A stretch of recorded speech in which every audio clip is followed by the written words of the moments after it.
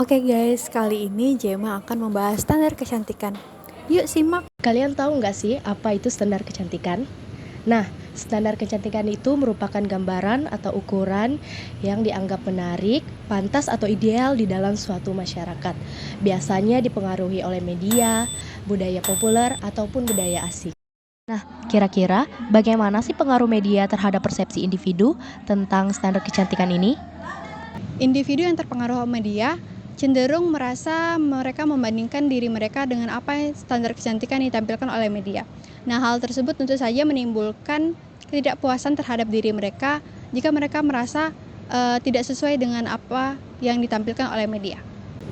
Nah, hal tersebut tentu saja memiliki tekanan dan dampak. Apa saja sih tekanan dan dampak dari pemenuhan standar kecantikan? Yang pertama, dapat mengganggu perekonomian. Di mana dari analisis kami, banyak responden yang rela mengeluarkan uang untuk membeli produk kecantikan, melakukan perawatan tubuh, bahkan menjalani operasi plastik.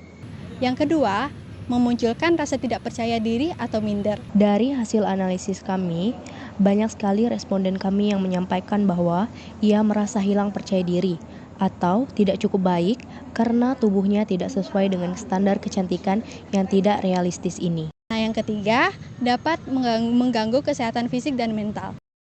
Dari hasil analisis kami, ada beberapa responden perempuan yang melaporkan mereka menjalani diet ketat, berolahraga berlebihan, atau bahkan menjalani operasi plastik demi mencapai tubuh yang langsing atau wajah yang dianggap sempurna. Meskipun hal ini dilakukan dengan niat baik untuk mencapai tubuh atau penampilan yang ideal, tentunya hal-hal ini dapat menimbulkan gangguan kesehatan jangka panjang, baik dari segi fisik maupun psikologis. Bagaimana sih keterkaitan antara standar kecantikan dengan kesetaraan gender?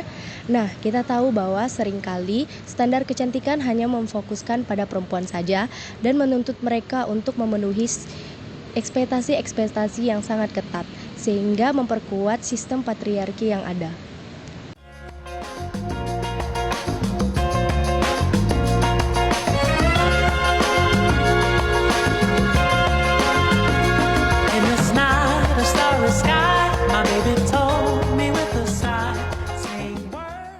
Nah, apa saja sih cara yang efektif untuk menentang standar kecantikan yang ada? Yang pertama, kita harus menerima bahwa kecantik itu beragam. Maksud dari menerima keberagaman di sini, kita harus dapat mengubah cara pandang kita terhadap kecantikan itu sendiri. Karena kecantikan itu tidak hanya penampilan fisik saja, namun mencangkup karakter, sikap, dan tindakan seseorang. Dan kita dapat mempromosikan keindahan yang tidak terbatas pada fisik kita, misalnya dengan cara kita mengkampanyekan keberagaman melalui media sosial. Yang kedua, kita dapat melakukan sosialisasi dalam bentuk pemberdayaan perempuan. Sosialisasi mengenai pemberdayaan perempuan sangatlah penting untuk mendidik individu agar individu paham tentang pentingnya menerima diri sendiri dan pengedukasian mengenai penilaian yang tidak hanya dari fisik saja, namun mencangkup karakter, sifat, dan tindakan seseorang. Yang ketiga, kita dapat mendorong para pria untuk mendukung dan menjadi aliansi dalam perubahan. Hal ini bisa dilakukan dengan berbicara lebih terbuka tentang penolakan terhadap penilaian fisik yang sempit dan menunjukkan apresiasi terhadap individu tanpa melihat mereka hanya dari segi penampilan. Terima kasih ya telah menjadi bagian dari perjalanan. Dan yang terakhir, kita harus bisa menjadi teladan dan menghargai diri kita sendiri. Banyak dari responden yang merasa bahwa kecantikan itu berasal dari hati dan sikap yang positif, bukan hanya penampilan luar.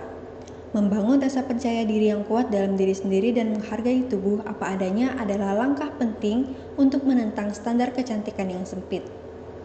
Menunjukkan pada dunia bahwa kita percaya pada keindahan diri kita sendiri tanpa bergantung pada penilaian orang lain akan menginspirasi orang lain, khususnya perempuan muda, untuk mengikuti jejak tersebut.